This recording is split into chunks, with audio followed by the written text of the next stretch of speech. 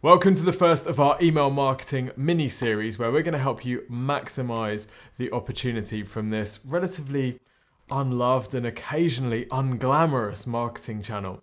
In this video, we're going to explore some of the most effective ways to generate more email subscribers for your business, no matter what you sell and to whom. We're very lucky to be joined today by Abby. Hi, nice to be on here again. Who heads up our email marketing service here at Exposure Ninja. So we're going to talk about 7 different ways to get more email subscribers onto your email list. Abby, you ready? Yep, ready. Let's do it.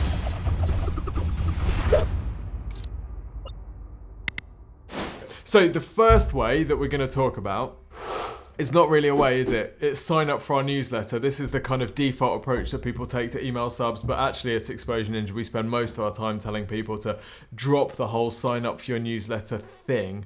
Why is that, Abby? People just don't want to receive a newsletter. They get hundreds of emails into their inbox every day. They're just going to ignore it. You're going to end up going more into promotions, more into spam. You just need to promote it better. People aren't just put it into perspective of what you'd want to receive. Do you want to receive a newsletter? It's unlikely that you're going to say yes. So think your customers are exactly the same as well. It's a very good point. I remember seeing someone talk about moving the free line years and years ago. And the concept was when the internet first started, you were really excited to get an email and you'd pretty much sign up for anything because the novelty of getting an email was so big. But over time, what happens is the amount of stuff that you need to offer someone in order to get them to give you the email keeps on increasing. That's this idea of moving the free line. So it used to be that you could just get someone to sign up for your newsletter, and then you could sell them an ebook. Well, now you have to give them the ebook free. But actually, the free line has moved even beyond like free ebook now, hasn't it? And we see people running like free 30-day video courses and stuff like that. So this is a completely, the amount of stuff that we have to give and the perceived value of what we have to give in return for an email address is dramatically different to what it was 5 years ago. Okay, so along that line, the first way that we're going to talk about generating more email subscribers is through offering some kind of free membership. So, Abby, what do we mean by free membership? So free membership just means that they're essentially joining a club. They're getting a membership to the website. They're getting something for free. They're joining something exclusive. And in return, you're getting their email address. Likely with some of the clients that we've worked with, they may have a paid membership as well. So getting them on that initial free membership allows us to then market to them to upsell them onto the paid membership. So I think you've got an example to show.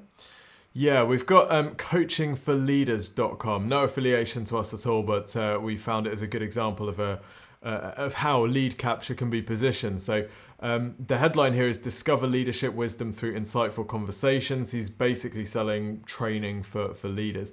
And then the call to action says start your free membership to access more benefits, including an entire library of expert interviews since 2011, searchable by topic.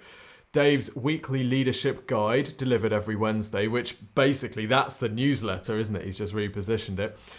Dave's audio course, 10 Ways to Empower the People You Lead, and Dave's personal library with relevant book highlights and articles. And then the call to action, which I think the wording is genius, is activate your free membership.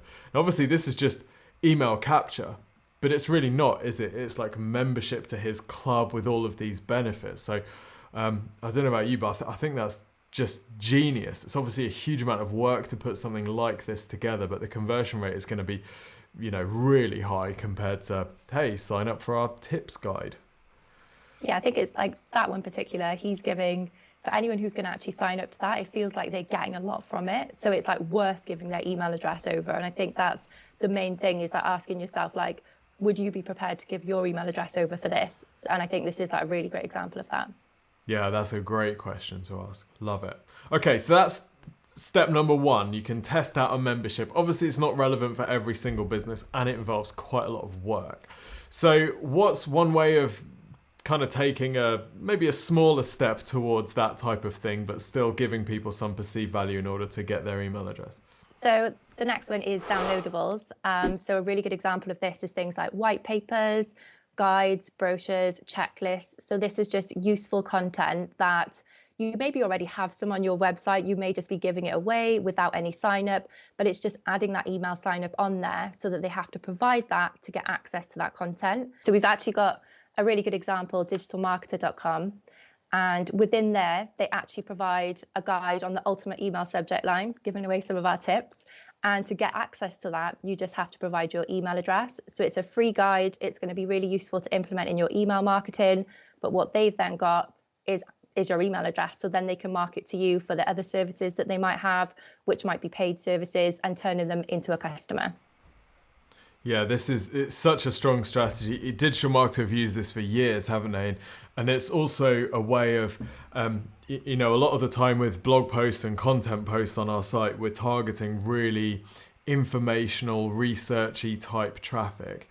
And it can be quite difficult to convert some of that traffic straight into a paid thing. So I really like this angle where they've written a really long form post. And then if you can't be bothered to go through all of it, or you just want the cheat sheet or the checklist, or you want some tips, and you can download the guide. And then they know you're interested in that topic, and like you say, they've got their email. They've got your email address, so then they can start marketing that specific topic to you and upsell you on that. So it's a good way of kind of bouncing someone from the informational side of your website into building a relationship and getting their details.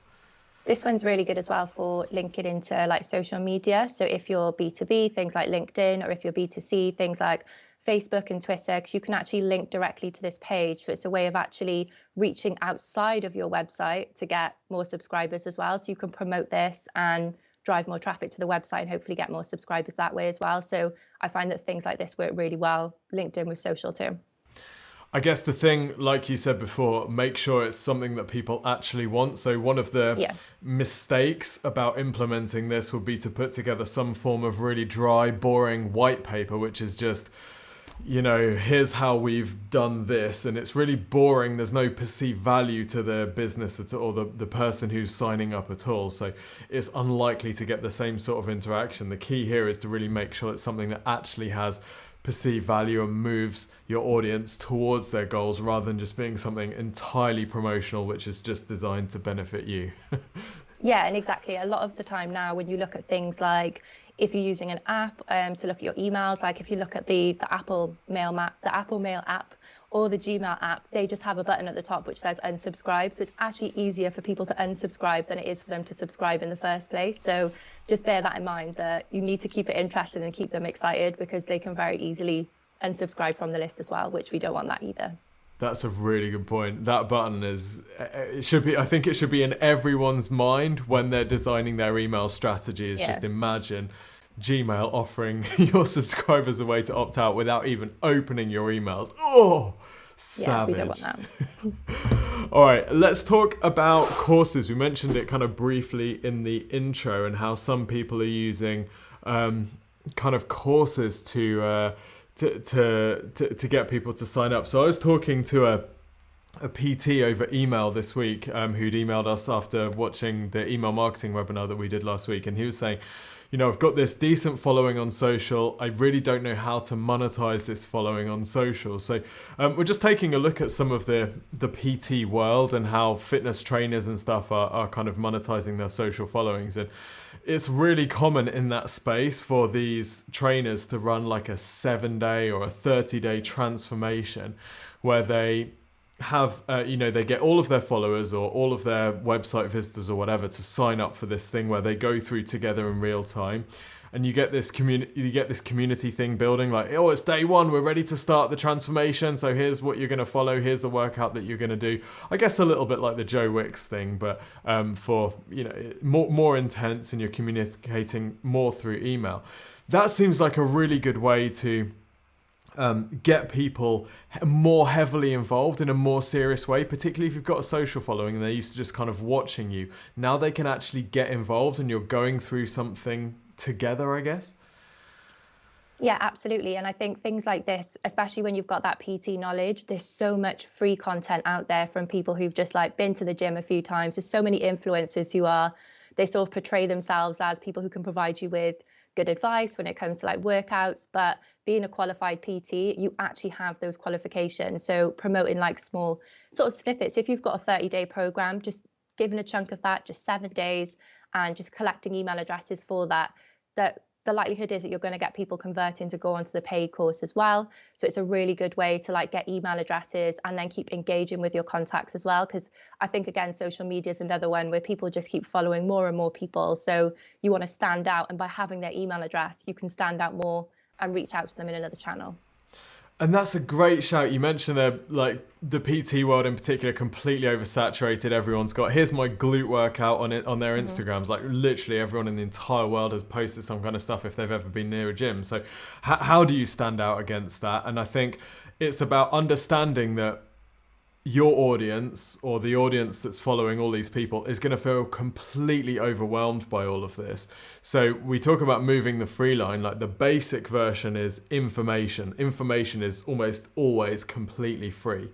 Then we start to move towards like guided implementation, and how do you actually begin to prioritize and sort through all this stuff and turn it into something that's relevant for you. And that used to be something that maybe people would charge for. In some cases it still is, but that's the sort of thing that you can increase the perceived value of your offering by giving for free. So if you said to someone, look, if you're feeling completely overwhelmed, use my tool or use my course to begin identifying what your priorities are and building your own customized plan or something like that. That can be a great way of offering something which is high perceived value but actually costs you little or absolutely nothing to deliver. Yeah, absolutely. So when you've got like a PT, say you've got like different people at different exercise levels, people at different fitness levels, they've got different goals in mind for what they want to achieve. So it's having a few of these different types of small courses that you can then like segment your customers and give them something that's really tailored. And that is so important with email, is like giving them something that they feel like you've created personally for them is immediately going to get their buy-in, get them more engaged, and they'll feel like, wow, they've really taken the time to think about me. And that's really, really important. We actually had a wedding photographer on the webinar last week, didn't we? And we spoke about like a potential course that she could run, and we kind of brainstormed it for a few minutes. Do you remember much about that? Yeah, so we discussed like a countdown to the wedding day. So it would have things in there. It's almost like a wedding planning guide, where she would send out things around like all tips, what you needed to do leading up to the wedding, sending it to the bride or whoever actually inquired about the photography. I mean, it's going to be the bride, isn't it? it could be the maid of honor. You never know. Oh, that's true. How That's true. organised they are. Could be. But yeah. It's not going to be the groom. That was my point. Yeah. Probably not the groom, but yeah, just tips to get them as organized as possible, but really like build up that engagement. So yeah, I think that was like a really good shout, that to build something like that. So like maybe every 3 days, every week, they get another email with another tip, what they need to do leading up to the wedding. And I think having a wedding, I don't know about yourself, but I found it a pretty stressful time. So if I'd have had something like that, I would have found it really useful. Yeah. And it's also like differentiating yourself from all the other wedding photographers. If you're the one who actually understands where someone is at and you understand that they're going to be finding it stressful, that immediately positions you way above everyone else who's just another wedding photographer. And it's that constant, like you're always in their face, you're always talking to them, you're always in their emails. It's got to be good, hasn't it? You can kind of like visualize their inbox, where like maybe they've got in touch with a few wedding photographers. You've got one that's getting in touch, like, look at my work all the time, just showing off their work, which is what you'd normally think to send out in email marketing as a wedding photographer. And then you've got one that's like, have you thought about the flowers? Have you thought about the cake? And you're like, oh, actually, they're not just promoting their service, they're actually thinking about me as well. So same as the PT one, just thinking about the person and tailoring it to them. Great shout. Okay, we've got an example here of IG.com, who looks like a trading platform that sells shares to retail traders who want to buy GameStop and stuff like that. So and what they do is a pretty interesting strategy. They've got content on their site which is ranking well, informational content, which indicates that someone's kind of in the early stages of getting into trading. Then they have something called the IG Academy, which is more in-depth training courses. And I think there's like videos and you get your free demo trading account. So this is a little bit like the membership type thing, but it's positioned in course form. It's actually basically, they could have said, sign up for a free trial to IG, but they haven't. They've said, sign up for the IG Academy and learn about trading, and you can practice on the app. So for me, it's like a slight adjustment in positioning, but that actually makes a massive difference, because IG Academy is something that has high perceived value. You've got video courses you're going to learn. Like, we're often used to paying for this sort of stuff, but they're giving it away free. And I just think it's fantastic. I think it's amazing. Brilliant implementation. If you're interested in working with Exposure Ninja, email marketing is one of the services that we offer for our clients. And good news is for you, you'll be able to work with amazing ninjas like Abby here. So if you're interested in working with Exposure Ninja and you'd like a free email marketing review, then all you need to do is go to our website, exposureninja.com. You'll see a button to request your free review. You'll tell us a little bit about your business and your marketing goals over the next 12 months. We'll then put together a plan of action for you with our recommendations of the areas that you should prioritize over the next 6 to 12 months to generate more leads and sales through your website, including using strategies like email marketing. The service is completely free, so go to exposureninja.com and click the button to request your free review today. Okay, let's talk about something which is super relevant to our e-commerce listeners, and that is vouchers or discount codes or free gifts with purchase. So this feels like something that maybe a couple of years ago, it wasn't something that we saw many e-commerce stores doing to collect emails, but nowadays it's pretty much the price of entry for most e-commerce stores. So what's this all about, and how can we make sure that we're not giving away uncomfortable amounts of profit? Yeah, so I'm sure everybody's seen it. You land on a site for the first time, you either get a pop-up or there's a message in the header of the site. It says, subscribe and get 10% off your first order. I know some websites do offer a bit more. But yeah, what this is, I think a really good example that you've mentioned quite a lot is Look Fantastic and the Hut Group. So they basically offer on all of their websites, they offer a discount for your first purchase. You subscribe to their email address, and then because of the types of products that they sell, because they're consumable, they bank on the fact that you're going to come back and purchase again full price and get you back as a returning customer. And of course, they can keep contacting you by email. So yeah, it's really good. Like, that 10% is a good amount to spend to get them as a customer. So I think there's a danger here, isn't there? That if you're selling something one-off or like really high ticket, and 10%, in some cases 10% might be equivalent to the profit margin on the product. So I've actually no doubt that the Hut Group are willing to go negative on the first sale, and they'll pay more in the cost per click or whatever and the discount than they actually make from that first sale. So it's really important that you know your numbers and that your lifetime customer value is worth buying this customer for 10 or 15% or whatever you give. But if you've run the numbers and you know that's the case, then it's certainly better than just sign up for a newsletter. It's going to get you a much higher conversion rate. And I think as well, just touching on the profit side, if you can't actually fit it in with your profit margin, then there's absolutely nothing stopping an e-commerce website like utilizing the other tips that we've mentioned. I mean, depending on the product type, whether it's furniture, for example, giving interior design advice, like user generated content, things like that. If it's like a beauty type of website, so say you like Look Fantastic, but you just don't have the profit. What about like a beauty membership where like a community, people can discuss tips on makeup and stuff like that. So it definitely doesn't mean that if you can't fit in the discount code, then there's definitely other ways to do it. Yeah, absolutely. Great shout. And we also see, often these sites will say, sign up for the Insiders Club to get early access to offers, product pre-launches, exclusive member discounts and stuff like that. So there are other ways of selling kind of value than just money off, aren't there? Yeah. Okay, so we've got 2 more tips for you left. So far we've been through offering a membership, using downloadables, offering courses, and then voucher codes and discount codes.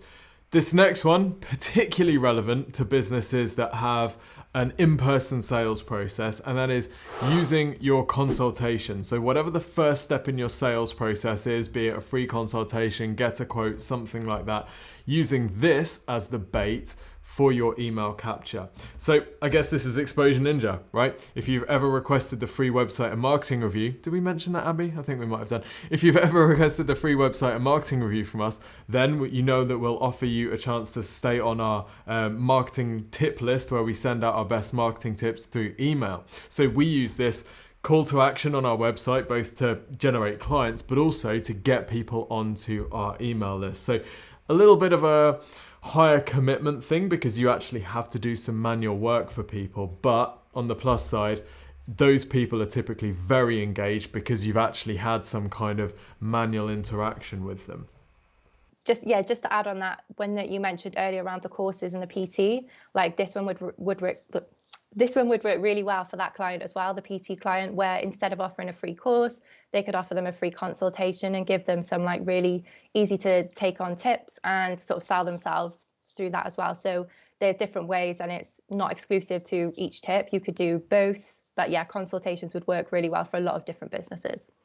There's also a piece in here about what we call the indoctrination sequence, isn't there? And just to give an example, so I'm just about to move house, and one of the things that we were looking at is getting a garden room, so like a fancy shed basically to put some gym equipment in the garden.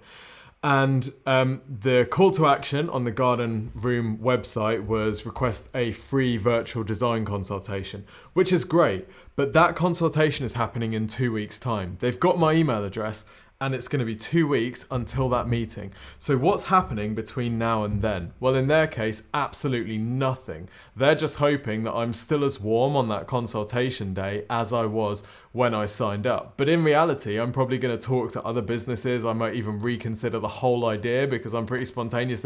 You know, there's lots of stuff that can happen in between there. Whereas if they use this as an opportunity to indoctrinate me in the garden room concept and them as a specific business, then I'm going to be much warmer. I'm going to be really warmed up for that consultation, increasing the likelihood they'd be able to close me actually on that consultation, which if they do nothing else, there's no way I'm going to close on that thing. But let's say that they had a drip sequence, which day 0 was the day of the consultation, and they contacted me 1 day, 2 days, 4 days, 6 days, 8 days before with different examples, testimonials from their clients, case studies of people who are really happy with their design consultation and the garden room itself, information about how it impacted the house value and if it was an investment, you know, all these types of things, answering objections about planning permission, all this type of stuff. By the time we get to that consultation, I could be absolutely ready to go. Or I could be completely cold, and it's entirely up to them. In this case, they're not sending me anything, so wash out. Yeah, not good. All right, Abby, we've given people loads of suggestions for email capture. What is the final one we're giving them today? So the final one is social media competitions, probably something that everyone's already seen before as well. So you'll see a competition on Facebook, Twitter. It'll be like, subscribe and follow. You'll provide your email address to enter the competition. So this works really well to collect a lot of email addresses fast. And every time I've done something like this on any campaigns, we have seen a really big increase in subscribers. But you have to bear in mind that these subscribers could only be in it for the free prize. They may not have any interest in your product at all. So you need to make sure you tailor your content to suit that and make sure that you're separating them from your existing customer excited subscribers. So it is a really good way to gain new subscribers, but there's a potential for a much lower conversion rate and a lot less engagement. So it's just important to bear that in mind. Okay, Abby, I've got 2 questions for you about this. Firstly, businesses listening thinking, oh, I wonder if this could work for me. What sort of companies, what sort of products or services can this work best for? I think it works best for more B2C companies because a lot of the time, if you're selling a B2B service, types of people who are going to be looking at it, they're not going to be entering competitions for prizes. It's just not really something that I would see working well for a B2B business. But if you're B2C, you've got sort of like low value sort of items, so nothing that's too expensive that you can use within a competition to get engagement from subscribers who are going to be the types of customers that you'd want to bring on board, then that's the one that works the best. I've also seen as well it work well when you collaborate with other companies, but of course just bear that in mind, that making sure that it's still in line with your target customer. Yeah, that's a good shout. I suppose what we're really looking for is the shares and the interaction with people's friends on social, and that's much more likely to happen with a B2C product rather than, you know, let's say that we're selling digital marketing, for example.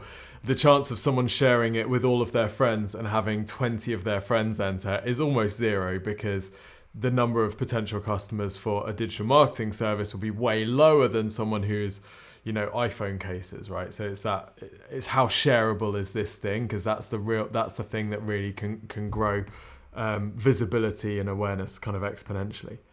yeah, it's a really good combination again of social media and email marketing and then working together. So you mentioned there considering the subscriber intent and recognizing that these people have signed up for a competition, not because they're like super warm leads.